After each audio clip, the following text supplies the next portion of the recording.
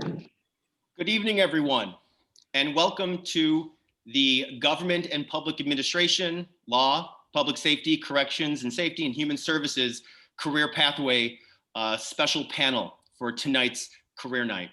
My name is Tom Smith. I'm the Division Head for Social Science and World Language at John Hersey High School, and I will be serving as the moderator tonight for our panel. And tonight's panel will consist of partners, career partners, teachers who teach in our career pathway, students that have taken our courses, and also members from our college partners as well. So I'd like to begin by briefly going around and introducing our partners with you. Let me open it up here so we can see our panelists. And can I start off, please, by having Karen Swenson say hello and introduce herself? Hi, I'm Karen Swenson. I'm a professor at Eastern Illinois University. I teach in the political science department and have done so for over 15 years. I'm also the university's pre-law coordinator. So I'm in charge of all that's pre-law at Eastern Illinois. Great, thank you, Karen. And I should also add my connection. For the past 3 years, I have been teaching dual credit classes with D214. I've worked with 4 or 5 different D214 teachers who offer the legal research and argument class. So that's been an exciting addition to what I do at Eastern, is to work with your school district. Great. Thank you, Professor Swenson. Elizabeth Stevens with Eastern Illinois. Are you present? Okay. Kathy Higgins-Mora. Kathy, you're muted.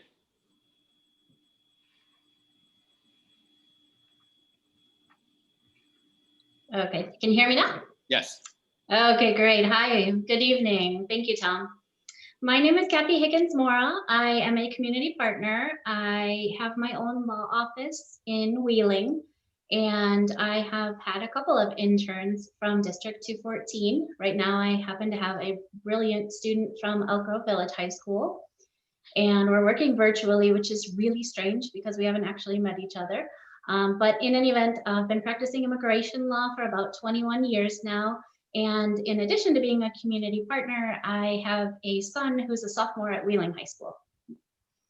Great. Thank you very much.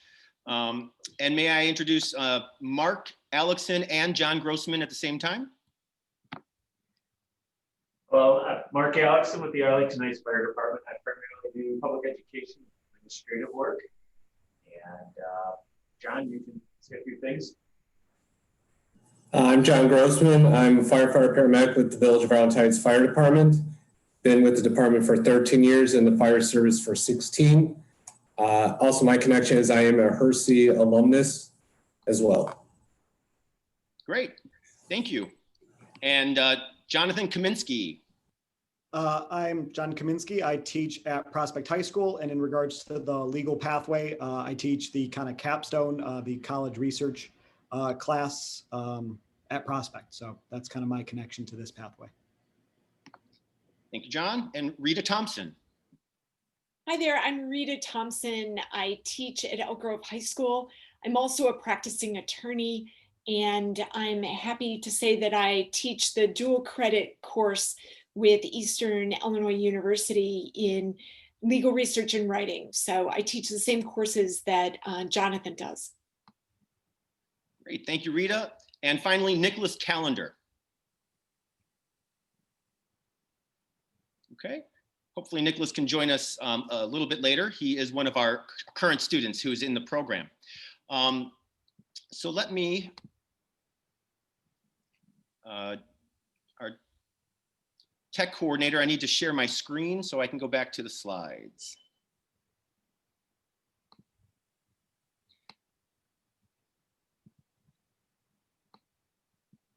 Just bear with me for one moment, please. Sorry. There we go. Okay. that's not the one, pardon me. Lots of moving parts here. Yeah, this is it. Okay. So what I'd like to briefly do is to show you the part of our career pathway booklet that specifically pertains to the government, public administration, law, public safety, corrections and security, and human services pathway. The first strand of this pathway is specifically geared towards careers in law. And in District 214 in the Social Science Department division, we have an introductory course called American Law, which is a semester law course. And then that is followed by more secondary level courses, constitutional law and criminal law. And then the capstone courses in this field are an advanced legal concepts course and a dual credit course with Eastern Illinois University called College of Legal Research and Argument. And I'm going to hold off on describing specific information about those courses until we get to our instructors of those courses who will be doing that for us. If you want to go more specifically into the criminal justice aspect of the career field or the legal field, you would take those same courses, but the capstone course in your junior or your senior year, excuse me, would be a course that Harper offers, that we partner with Harper College. It's the Introduction to Criminal Justice and an Introduction to Corrections. Those are also dual credit courses. You can see below the career-specific courses, the electives that we offer, are all of the other core courses that you would plan into your four-year schedule. And so just to kind of see how that would fit with your elective that are specific to your career. Two other specific aspects of this particular pathway would be the government and public administration pathway. Again, you would take our American law course, constitutional and criminal and civil law courses. We offer AP government courses, and also, again, you would take the legal research and argumentation course. And finally, if you were specifically interested in the emergency and fire management services career, there are a series of courses. First, you would start with the Introduction to Healthcare, which obviously is the public safety and the EMT aspect of the fire management services, the college medical terminology, a psychology course. And then there is also some dual credit courses offered at Harper College, the College Introduction to Fire Science and College Fire Behavior and Combustion. So those are off-site options, but they are very specific and tailored to those careers. So that is just a brief overview of the offerings in those four more specific subsets of the larger career pathway. So at this point, I'd like to begin to turn it over to some of our panelists. And we'll start with our partners from the law field. And so at this time, if I could ask Kathy Higgins Mora to talk a little bit about what a career in being a lawyer is like, how a student in District 214 would begin to prepare for that career. Sure, Absolutely. So being a lawyer is pretty much a lot of communication. The part that I love about what I do is, I told you I practice immigration law, and I just love that I get to meet clients from all over the world. And more than that, people from really all walks of life, people who, maybe are super educated or have little to no education, who are trying to make a life in the United States. So I have lots of fun meeting people, getting to know their story, trying to figure out what their problem is and how I can help them solve it. And what I love is the one-on-one interaction, just getting to meet my client, which is really hard, of course, during the pandemic. Now we're learning to use Zoom, and I do meet with clients occasionally in person, but obviously try to minimize that. So for students who might be interested in the law, definitely look into this coursework and getting potentially an internship or somehow getting a mentor in the area. I think you really need to kind of figure out if it's right for you. And you might think, oh, absolutely, I want to be a lawyer, but you might do an internship and decide, you know what, that's really not what I thought it was. So like any career path, you got to kind of just give it a try and see if you like it, and what do you like about it and what do you not like about it, so that you can even more specialize your studies in high school. For sure, courses that are important are any kind of communication courses. For me, in high school, I tried to learn Spanish, and like, many times it's very hard to learn the language when you don't go out and interact and get an opportunity to speak with native people and actually need to speak with them. So I got a good basic understanding of Spanish, but then it was when I got out into the real world and got to speak the language and had to speak the language, whether it was on foreign study programs or working in restaurants and things, that's when I really was able to hone in and become bilingual. So that was really important for me as an immigration attorney. Most of my clients are Spanish speaking. Also any communications, obviously English, speaking, reading, writing, all of that super critical for me as an attorney. Great capacity. We are lucky that in each of our buildings that we have that opportunity. Could you just share a little bit, and each internship would be different depending on what law firm they get connected with, but what would an internship with your law firm be like? Sure. So ideally in the real world, without the pandemic, I would love for my intern to come in and be able to meet my clients just like I do, sit down around the table, look them in the eye, get to hear their story, and then maybe right now. So that's fine. So what I'm trying to do is I try to come up with kind of bigger cases or cases that'll last for a while rather than a short-term project, because I want the intern to be able to see the progression, see how it starts and what we're trying to accomplish, and then watch how we move through the process. There isn't a ton of time with an intern, but I can just give you an example. Last week, my intern and I touched base about a new client that I had, and this one was actually a very short turnover time. I had a very short amount of time to respond to the government when they were asking for additional evidence for my client's case. So she and I worked together and kind of strategized and I told her, play the devil's advocate. I'm trying to argue that my client deserves this benefit that she's seeking, but how about you? You might have fun playing the devil's advocate. What is suspicious about this client? Community partners. At this point, if John Grossman and Mark Alexson from the Arlington Heights Fire Department could share with our students what you think are, first of all, what your careers are like, what a typical day would be, and how a high school student would begin to prepare to go into that field.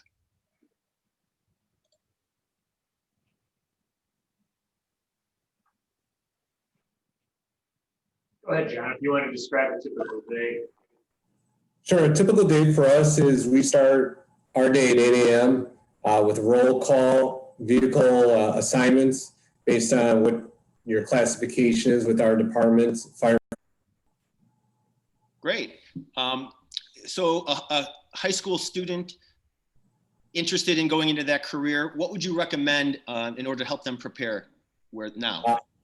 My recommendation going through this process, going through high school and going through his career when I was in high school, was emphasis in the sciences, biology, chemistry, English, especially your writing skills. We do a lot of report writing in our career, and also with more of the medical side with the biology and chemistry, math with the sciences of calculating dosages and friction loss for the fire side and EMS. And then also again with communication, speech, and also looking into the Harper program and the fire science program that Harper offers to your junior, senior year. I went through that program when I was in high school. It worked out awesome and showed me more of the fire service at whole. Wonderful. Thank you very much, Mark and John. At this point, I'd like to transition to talk a little bit with our dual credit partners. So Professor Karen Swenson is a professor at Eastern Illinois University, and as she mentioned previously, she partners with us for our dual credit course. So Professor Swenson, could you talk a little bit about that course and the program that you have? For various areas, including criminal justice and public administration. But since my strength is in the pre-law, I'll focus on that. So we offer a pre-law minor at EIU that strengthens some of the skills that I've heard discussed here this evening, your writing skills, your critical thinking skills. And we do offer some coursework that is meant to emulate what's offered in law school, as far as we do offer some case-oriented pre-law courses. The ones I teach even do make use of law school type textbooks. So that gives you a flavor of what law school would be like. And again, if you decide you don't like reading cases and you don't like it, I've done my job there as well. But as far as with the particular class that's been adopted for dual credit, the legal research and argument, this is a class where students role play being a lawyer that argues before the Supreme Court. So at EIU, we call it moot court, which is an activity that you would do at law school. And I think it is something unique about what we offer at EIU. There are a number of schools that offer mock trial, but the mock appellate advocacy, I believe, is more intellectually challenging. In a couple of weeks, our students are going to be going to a Zoom competition where they will compete against other universities that do undergraduate moot court. So I'm excited to see how that goes. But I will look forward to the good old days when we could travel up to Chicago and compete with other schools in the region. I'll also mention that EIU has a good opportunity for you to continue to do internships. If you did internships in high school with lawyers, it is something you would want to continue to do. One asset that Eastern has that you might not have thought of is that we don't have a law school in the region. So that means that our local law firms are more than happy to take on undergraduate interns. You're not competing with the law students as you might up in Chicagoland or certainly at Champaign-Urbana. And many of our local lawyers have gone to college at EIU, so they have that sense of wanting to give back to the community. So those internships are pretty readily available, whether at the state's attorney's office, the public defender's office, or one of the numerous small law firms that we have in town. Wonderful, Professor Swenson. Thank you so much. At this point, let's move over to our District 214 staff members. Starting with American law, the criminal law, and the civil law. And then we'll ask Mrs. Thompson to talk a little bit about the dual credit course, and then some of the extracurriculars that we offer related to this career. So Mr. Kaminsky. Sounds great. So all of these are in kind of the elective social science category is where you would end up taking these classes. They're each a semester length. And kind of fit pretty well, especially kind of sophomore year and on is the way we've run it at Prospect, but I know a lot of schools have offered them at the freshman level. The first one being American law is a great introductory class for really anyone, not only those interested in government and law, but anyone trying to figure out the way the world operates, because the focus really is on those 10 amendments, and well as whatever are the most pressing contemporary issues of the day related to law, government, and politics. And kids really enjoy that. They've also added more of that mock trial aspect to that class. So even from their first couple, I guess, even weeks into the pathway, they're already arguing. From that criminal and civil law, those are each a semester in length as well. And those focus exactly on the topics that, are there, with the criminal and civil focused upon what Professor Swenson was saying is more of that mock trial aspect, but then also with the constitutional law, they get, for the first time often, that high level analytical thinking skills that are required to understand not only just the Constitution, but then the way that it plays out in front of the Supreme Court, where in a normal school year, they would definitely practice some of those moot court arguments, which are extremely impressive and complicated for sophomores and juniors to be able to work through. And that's the best part I think about this pathway, is if you find out you like law, it's perfect, obviously. But if you find out it's not for that, in no way is any of your minutes or hours wasted in those classes, because it teaches those high level thinking and writing and speaking skills. That is a previous speech and debate coach. That was what I thought was the most important, like almost activity I've ever been associated with in high school. Is most of those kids will never go on to be, you know, politicians or actors, but the comfortability to be able to speak and communicate at a high level. And then obviously when we add in the reading and writing component to these classes, I think that regardless of the pathway, it's the most useful concept you can kind of work your way through. And then when you add in the pathway component to it, I think it's just a tremendous opportunity for our students to be able to experience. And then it gets ratcheted up a couple levels when they move into that dual credit opportunity. Great. Thank you so much, Mr. Kaminsky. Mrs. Thompson, if you could follow up on anything that he mentioned, but then also, of course, focusing on the dual credit course that we offer and the mock trial and other extracurriculars. Yes, Jonathan did a great job of kind of summarizing our approach here at District 214. You know, as a senior, you would take advanced legal concepts one semester, and then the second semester would be your dual credit course through Eastern Illinois University. And this gives us the luxury of doing a deep dive into all kinds of topics that students are really fascinated with. We try to balance both the content that they're learning along with skill development. So the content, really, I've learned it needs to be derived directly from current events, because that's what kids always want to talk about.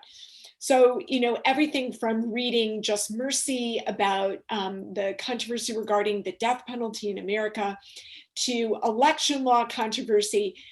We love digging deep, and I've been teaching students how to do really good research papers as we prepare.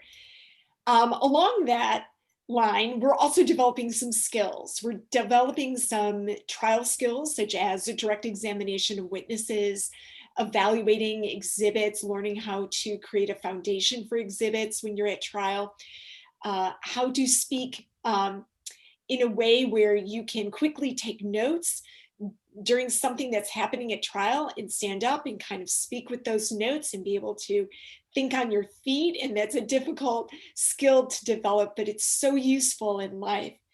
As you move into the Eastern course is focused. We tend to balance it with a number of trials and a number of moot court opportunities.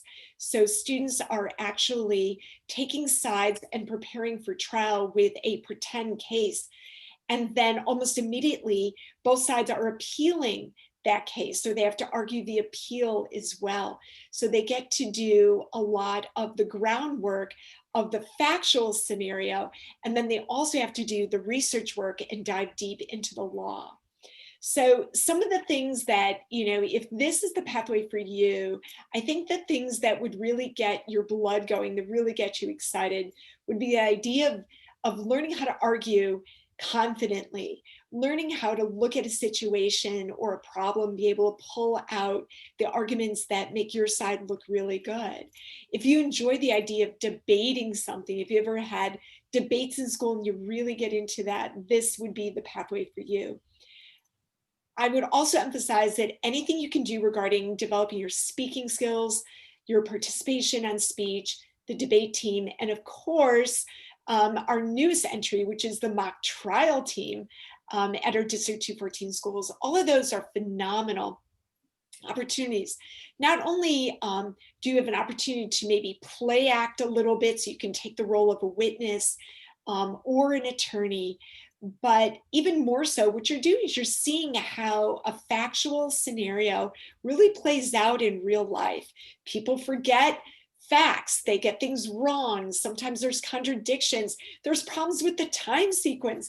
And just like real attorneys, you're never given a factual scenario that is perfect. You got to kind of figure it out. And people say and do unusual things in court, and sometimes there are surprises, and it's kind of fun. We also, although we do not compete in moot court like Eastern Illinois students do, we have set up kind of our own thing. So that second semester, we kind of rotate and we invite another District 214 school and their dual credit students over to our school, and we do a moot court with 2 District 214 students facing off. And I'm sure this year we'll figure out a way to kind of coordinate all the schools that are doing it. But that was really fun. That was clearly the highlight from a couple years ago. Everyone wanted to do that again. Wonderful. Thank you so much, Mrs. Thompson.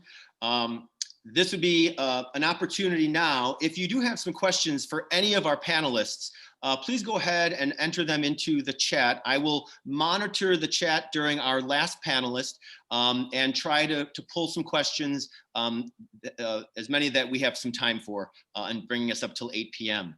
But I would like to end on our final panelist, Nicholas Callender, who is a current District 214 student. So Nicholas, would you please tell us where you're going to school, what law courses you're taking, and just a little bit about the path that you took to make the decision to take those courses?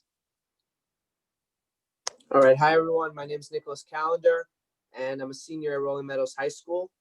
And some of the law courses I'm taking constitutional law, American law, and then next semester I'm taking advanced legal argument and research. And the law pathway, also this past summer I took an internship, micro internship opportunity, which was basically a program where you learn to be how to be engaged with your community and how to perform an activism and stuff about various issues. Like my group was about poverty, but you could do climate change or whatever you'd like.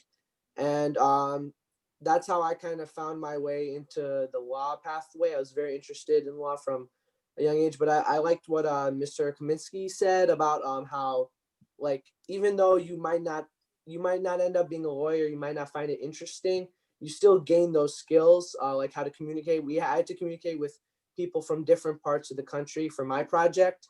I had someone from New York, someone from DC. So you learn to communicate with other people, and you learn to, those skills like public speech and, debating and working through solutions to problems. And at the same time, if you find out that you are interested in the law pathway, you go ahead right through and you learn stuff like that. And also the courses in District 214 are really good for exploring your interest in law, like constitutional law, like American law. There's different types of law courses. So if you're not interested in one, you can try another. And I just think that's important to deciding if you do want to go into the law pathway. And if you don't, at least you gain those experiences, and now you want to go into something else. Nicholas, can I follow up and just ask you your experience in taking these law courses and then that micro internship?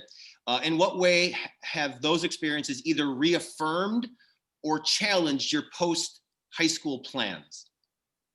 Yeah, so those courses and the internship, they did reaffirm my beliefs, because going into it, I did like law, but I wasn't sure, especially for the internship, I wasn't sure if I was really confident with like debating other people and talking with other people about issues. So when I went into it, I was kind of skeptical, but as I started talking to other people that I didn't even know, like I realized that indeed I am, I can get comfortable with talking to other people and with communicating solutions to problems. So that kind of that gave me more confidence in my ability to speak and to interact. And then the law courses, I'm very interested in the court cases, Supreme Court cases, stuff like that. So that just studying those reaffirmed my belief that I'm interested in law in the first place. It's not something that bores me or anything. So studying and researching law cases and in the courses that I took, those reaffirmed my interest in law. Right. Thank you, Nicholas, so much for sharing your experiences with all of us. There's a question in the chat about when a student needs to decide on their career pathway. And that is really open-ended and it's flexible because it really needs to be. And that's one of the benefits of having these various career pathway options in our schools, is that you can try them out, like Nicholas just explained. And then if you determine that that's not the direction you want to continue to go, you're then able to try out another career pathway. And each of them have these introductory courses. And in our case, it's the American Law course, to give you a taste of that field, and then, but specifically the careers involved in that field. Those introductory courses, which you can take as a freshman or sophomore or junior or even a senior, really have that as an aim. Nicholas, didn't you get into, I think you mentioned it, you got into the law courses later in your high school career? Yeah, exactly. Yeah, I did. Senior year, this is my first year taking any sort of law courses. It started with the internship over the summer, but yeah, this is my first year, senior year, taking any law courses. Okay, and the process is actually pretty simple. All students meet with their guidance counselors multiple times a year. And in those scheduled meetings, you discuss your short-term and your long-term plans. And fundamental to that is having you decide on which career pathway you are interested in. And then your guidance counselor will explain to you what the courses are, what courses are available, what external opportunities are available, what extracurricular activities at the school are available. So it's really as easy as that. Somebody else asked about, sorry, let's see. The therapist courses or psychology career pathways. That would be part of the human services, which is in this broader career cluster. And we definitely have courses that focus on that career pathway. We have psychology courses, we have sociology courses, we have college level AP psychology courses. We don't necessarily have the same infrastructure set up for regular internships like we do at the moment for law. However, we have internship coordinators in the district that can work with students on these other career fields, and definitely find some type of external experience for students that want to explore a career in that pathway. Let me check the chats here. We have time for just a couple more questions since we have all these panelists. As I'm reading the chat, are any members of our panel, you all had such a brief moment to speak. Do any of you have something that you'd like to add that maybe we didn't get to that you feel like is important in the context of what we're discussing here? Any one of our panelists is welcome to jump in, and I'm going to look at some of the chat questions. I think I'll add in, I think the part that I like most about this particular field is there's this excitement that comes with science classes when you're doing experiments where you finally feel like you get it. And there's that, same sort of excitement, I think, with math classes when you solve a really tough problem that doesn't always exist in the history or political science world as much.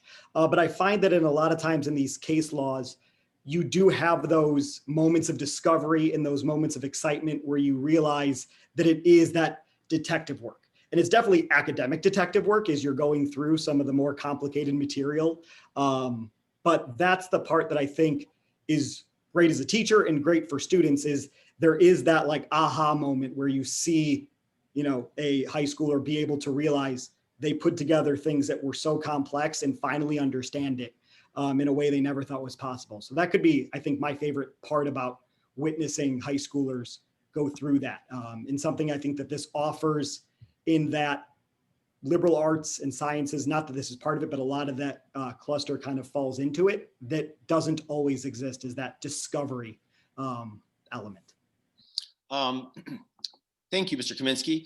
Professor Swenson, we have a question that I think you could help us answer. This particular guest asks, is it better to transfer from law in high school to a relatable field of study, say psychology, for at least an associate's degree, and then to law school, or continue in the field of law all the way? Honestly, if you want to go to law school, the law schools don't prefer that you have a lot of background in the law. I'm a lawyer as well, and my view on law school is that they do want to wipe your mind clean of all that you've learned about law previously and teach it their way. But that said, I think you need to do just enough law so you know that you love it, you know that it's for you, because it's such an investment of time and money to go to law school. So follow what you love. If psychology is what you love, major in that. It's related enough to law that you'll be able to make use of it for the rest of your life. Thank you. I supervise the pre-law minor, but I don't think that you even need that in order to be successful going to law school. Yeah, I agree. And I was going to mention that these are wonderful ways to really explore what it means to go to law school or what it means to study a law career. I didn't have any of these opportunities when I was in high school. And when I was in college, I had zero idea what I was going to do. I was a sociology major. And as far as my father was concerned, that would get me no job at all. And I didn't even get so far as to look into careers. And I said, oh, I'll just keep going to school. I'll go to law school. And like many people in my first year of law school, I was not that excited. I was pretty miserable and I really didn't like it at all. And I was already so far in debt because I had taken out huge loans that I wasn't going to give up then. And so thankfully, I was able to explore courses where I was like, okay, I'm definitely not doing that. I'm definitely not doing that. And then finally, I came upon immigration law and I was like, okay, this I could see myself doing. I love this.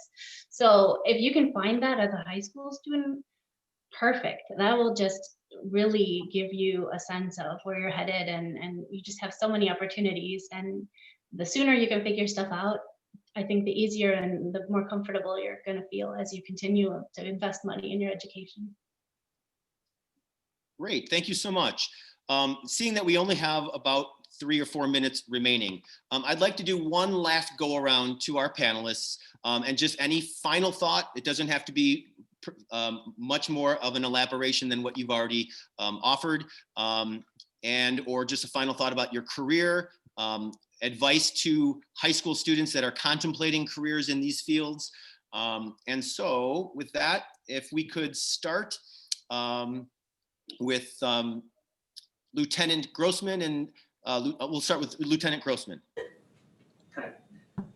Oh, I'll let you go, Mark. I was going to say, and it probably applies to all these careers, I do a lot of the backgrounds for hiring and stuff.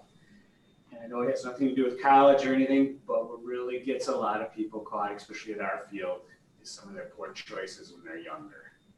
You know, it's like everything, you need to be held to a higher ethical standard. So if you make a poor choice, you end up getting something in your record. Those social media posts, anything like that can come back and be a negative against you at times. So I think that probably applies to everybody here, just some of the decisions you make as a high school student, college age student. Make sure you're thinking about the consequences for it. Great. Lieutenant Grossman? Just to tie in with that with Mark is, it's a very stressful career. It's an exciting career. I love every day going on shift. We're a 24-hour shift. We start at 8, we end at 8 a.m. High stress with medical calls and fire calls. So you might be getting a call at 2 o'clock in the morning, 10 o'clock at night, when it's not your normal schedule. So being able to be flexible with your schedule to deal with high stress. There's great opportunities in the fire service. Just like Mark said, you can get background in fire science. You can also, we have members of our department, like Mark has a degree in accounting. We have people with degrees in criminal justice, teaching, business. We're a very diverse department and career field. So look out there and speak with your local fire department, stop by or email Mark or myself or your local fire department, and they'll be able to answer any of your questions on career choices and where to go. Thank you, Lieutenant. Professor Swenson. Yeah, just don't hesitate to talk to the adults in your life about what they do for a living and if they love it or if they wish they made other choices, but they feel stuck. And that includes the teachers that teach you. Thank you. Ms. Higgins-Mora. That's a great point. Definitely talk to as many people as you can. I mean, a lot of us know kind of what teachers have told us what our strengths are. We kind of know what we don't like, right? I remember in high school thinking, there's no way I'm taking Algebra 2. If I can drop this, I will drop it in an instant. But then also feeling like, oh my gosh, what if I needed this for my future? Well, guess what? I never needed it, thank God.